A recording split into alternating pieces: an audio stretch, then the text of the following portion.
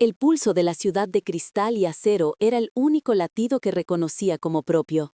Desde mi ático, el mundo se desplegaba a mis pies como un mapa de conquistas, un tablero donde cada movimiento estaba calculado, cada victoria asegurada. Construí un imperio con mis manos, apilando éxitos sobre los cimientos de noches en vela y decisiones implacables. Creía que con eso bastaba, que el poder era un lenguaje universal que mi hijo, Leo, aprendería a entender. Le di un mundo perfecto, un castillo de lujos silenciosos donde cada deseo era satisfecho antes de ser formulado. Pero el silencio se había vuelto denso, pesado. Ya no recordaba el sonido de su risa. Su voz, antes un torrente de preguntas y fantasías, era ahora un susurro que se perdía en los pasillos de mármol. Tenía 7 años y la mirada de un anciano. Lo veía en los desayunos fugaces, antes de que mi día fuera devorado por reuniones y cifras. Sus hombros pequeños, encogidos, sus ojos, 2 pozos oscuros que rehuían los míos. Me decía a mí mismo que era una fase, que extrañaba a su madre, que los niños son un misterio insondable. Eran excusas cómodas, ladrillos que usaba para construir un muro entre su dolor y mi conciencia. Isabel era el pilar que sostenía mi frágil paz, eficiente, discreta, siempre con la sonrisa adecuada y la palabra justa. Era la guardiana perfecta para el mundo perfecto de Leo. Confiaba en ella ciegamente, le había entregado la llave más importante de mi vida, el tiempo de mi hijo. Un tiempo que yo no tenía o que no sabía cómo dar. Ella me aseguraba que todo iba bien, que Leo solo necesitaba espacio, que su timidez era una señal de inteligencia. Y yo le creía porque necesitaba creerlo, porque la alternativa era admitir que el rey de aquel imperio de cristal no sabía cómo gobernar el pequeño reino de un corazón infantil. Pero empezaron a aparecer grietas en la fachada perfecta, un moratón en su brazo que Isabel atribuyó a una caída en el parque, el modo en que Leo se estremecía si ella entraba en la habitación de forma inesperada, un dibujo arrugado que encontré en la papelera de su cuarto, una figura grande y oscura con las manos como garras cerniéndose sobre una figura pequeña y sin rostro. Lo alicé sobre mi escritorio, junto a contratos millonarios y planes de expansión. Por primera vez, las cifras y las estrategias parecieron insignificantes, un idioma extranjero que ya no entendía. Aquella noche, una inquietud extraña me impidió dormir. Algo estaba roto. Algo se retorcía en la oscuridad de mi hogar perfecto, justo fuera del alcance de mi vista. Movido por un impulso que no pude nombrar, abrí la aplicación de las cámaras de seguridad en mi tablet. Busqué la grabación de la habitación de Leo de esa misma tarde, esperando no encontrar nada, esperando que mi mente me estuviera jugando una mala pasada. La imagen apareció, y el aire se heló en mis pulmones. La pantalla de la tablet era una ventana a un infierno silencioso. No había sonido, solo el movimiento granulado de las figuras en la habitación de mi hijo. Vi a Isabel arrebatarle un libro de las manos. Vi a Leo encogerse como una planta que se repliega ante un toque helado. Vi la boca de ella moverse, formando palabras que no podía oír, pero cuya crueldad se dibujaba en la tensión de su mandíbula. Y entonces vi su mano levantarse y agarrar con fuerza el pequeño brazo de mi hijo, el mismo brazo donde había aparecido aquel moratón. Leo no lloró, solo se quedó quieto, con la cabeza gacha, aceptando el castigo como si fuera el aire que respiraba. El frío que sentí no era el del aire acondicionado de mi despacho, era un hielo que nacía en el centro de mi pecho y se extendía por mis venas, paralizándome. Retrocedí la grabación, una y otra vez. Cada repetición era un martillazo contra el cristal de mi autoengaño. No solo veía la crueldad de Isabel, veía mi propia ausencia en cada rincón de esa habitación. Veía mi negligencia en la resignación de mi hijo, en su incapacidad para defenderse, en su soledad aterradora. Cada reunión a la que había dado prioridad, cada viaje de negocios, cada llamada que antopuse a su voz, desfiló ante mis ojos como un ejército de fantasmas acusadores. Mis manos temblaban, dejé la tableta sobre la mesa junto a los planes de un nuevo rascacielos que prometía tocar el cielo. ¡Qué ironía! Yo, que pretendía conquistar el horizonte, no había sido capaz de ver lo que ocurría bajo mi propio techo. El imperio que había construido con tanto esfuerzo se desmoronó en ese instante. Los edificios, las cifras, los contratos, todo se convirtió en polvo, en un decorado sin valor para la tragedia real que se representaba en el corazón de mi hogar. El poder no era un lenguaje universal. El único lenguaje que importaba era el de un padre consolando a su hijo, y yo me había vuelto analfabeto. Apagué la pantalla. La oscuridad que llenó el dispositivo fue un reflejo de la que sentía dentro.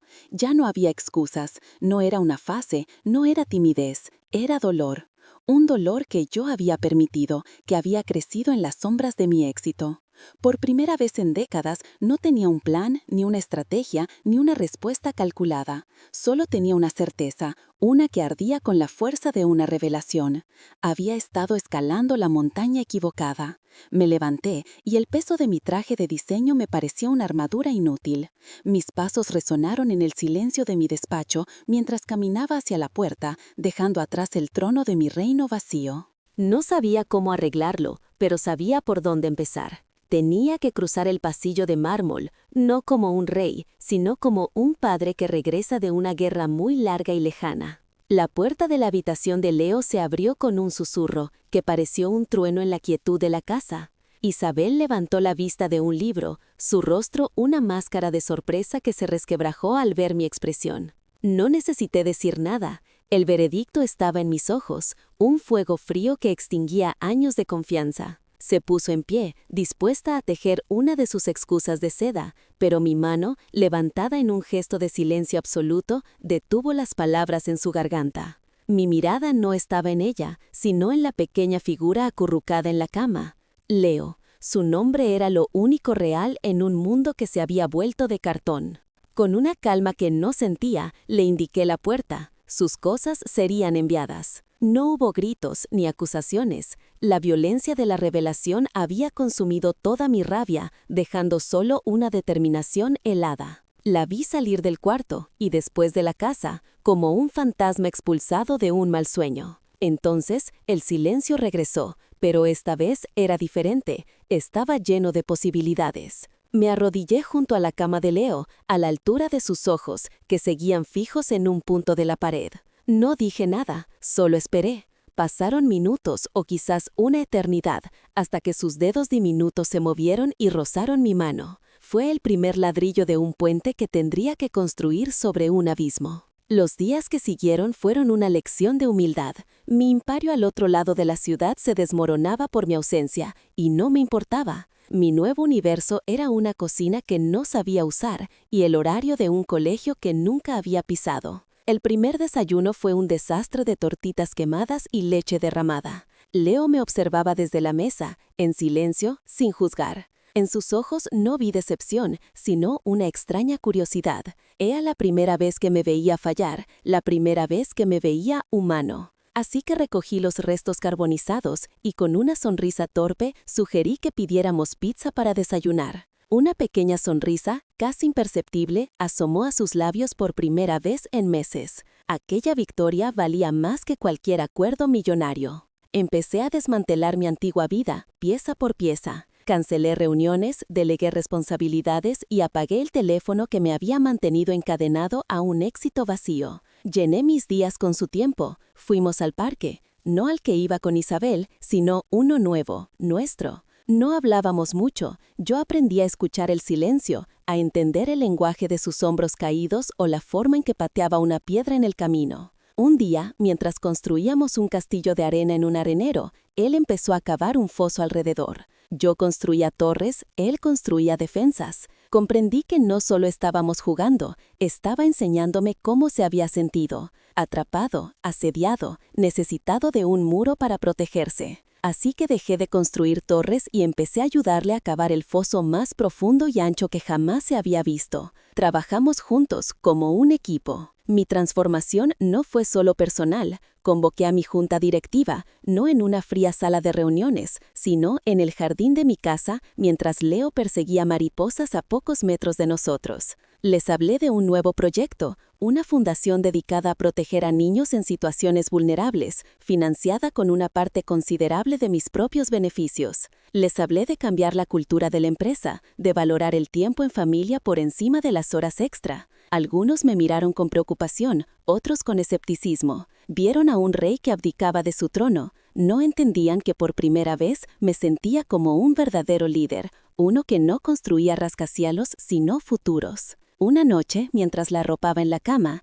Leo se aferró a mi camisa. Su voz fue un susurro, tan frágil que temí que se rompiera. Me contó una historia, no sobre Isabel, no sobre el dolor. Me contó la historia de un astronauta perdido que buscaba una estrella para volver a casa. Mientras hablaba, sus ojos brillaban con una luz que creía extinguida. Le escuché, sin interrumpir, asimilando cada palabra como si fuera un tesoro. Cuando terminó, se quedó callado un momento, mirándome fijamente, como si midiera el peso de su siguiente confesión. Entonces, con una claridad que me heló la sangre, preguntó: «Papá, ¿tú también tenías miedo?». Aquella pregunta, lanzada en un susurro desde la penumbra, no era una simple duda infantil. Era una llave, una que abría la última puerta cerrada entre los otros, la que guardaba al hombre detrás del empresario, al niño asustado detrás del rey. Mis rodillas protestaron al apoyarme en el suelo junto a su cama, pero por primera vez en años me sentí a la altura correcta.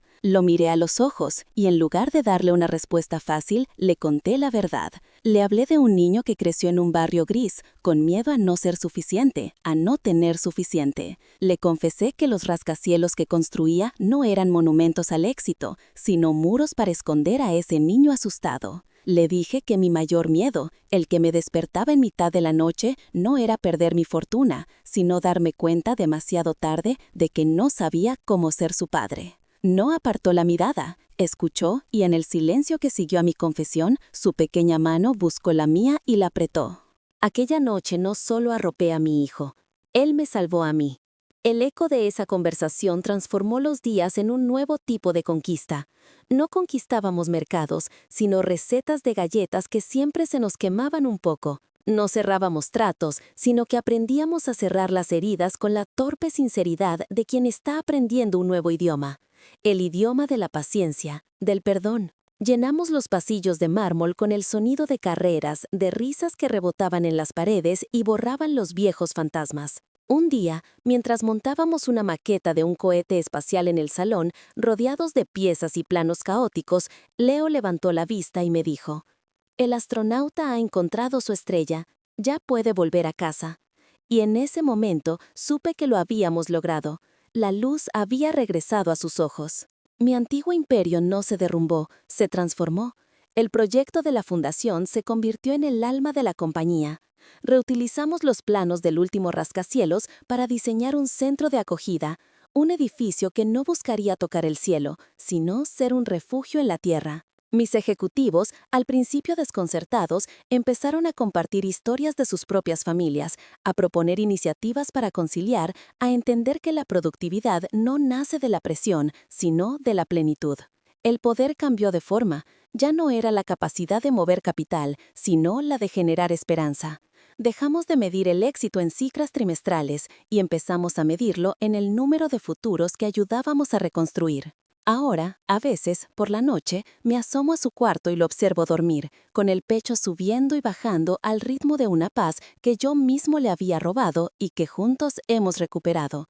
Miro por la ventana la ciudad de cristal y acero, mi antiguo tablero de juego, y ya no veo un mapa de conquistas, veo un entramado de vidas, de historias, de millones de padres e hijos buscando su propia estrella que los guía a casa. Comprendí que la vida no es una escalada hacia una cima solitaria, sino la construcción de un puente sobre el abismo de nuestros propios miedos, hecho con los ladrillos del tiempo, la argamasa de la vulnerabilidad y la certeza de que el verdadero legado no se inscribe en piedra, sino en el corazón de aquellos a quienes amamos. Había pasado mi vida entera construyendo un imperio para mi hijo sin darme cuenta de que el único reino que él necesitaba era yo.